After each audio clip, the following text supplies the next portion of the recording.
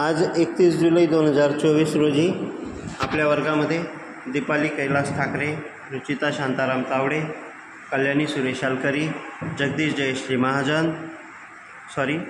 जगदीश महाजन, पूजा सुरेश मुसळदे आणि निकिता महारू मुसळदे या विद्यार्थिनी आपल्यासोबत हजर आहेत. आपण आपल्या आजच्या विषयामध्ये सगळ्यात अगोदर अभ्यासक्रमाची तोंडओळख असा आपण अभ्यासत होतो.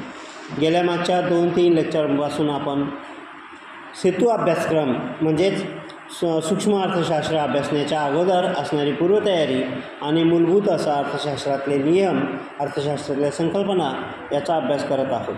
प्रामुख्याने ग्राहकाचे वर्तन, युटिलिटी ज्याला आपण उपयोगिता असं म्हणतो, त्याचा कार्डिनल ॲप्रोच, ऑर्डिनल ॲप्रोच, क्रमवाचक हेतू आणि संख्यावाचक हेतू, याचबरोबर law of diminishing marginal utility म्हणजेच घटत्या सीमांत उपयोगितेचा सिद्धांत, इंडिफरन्स कर्व, उदासीनता वक्र किंवा तटस्थता वक्र, त्याची संकल्पना, गुणधर्म, ग्राहकाचा समतोल, कंझ्युमर्स इक्विलिब्रियम असं ज्याला आपण इंग्रजीमध्ये म्हणतो.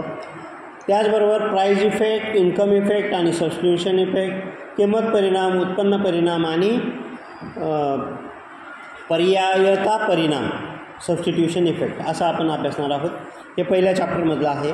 तर ह्या गोष्टी आपण लक्षात ठेवूया आणि ह्याप्रमाणे अभ्यास करूया. नोट्स तुम्हाला दिलेल्या आहेत तर त्या नोट्स लिहून घ्यायच्या आहेत.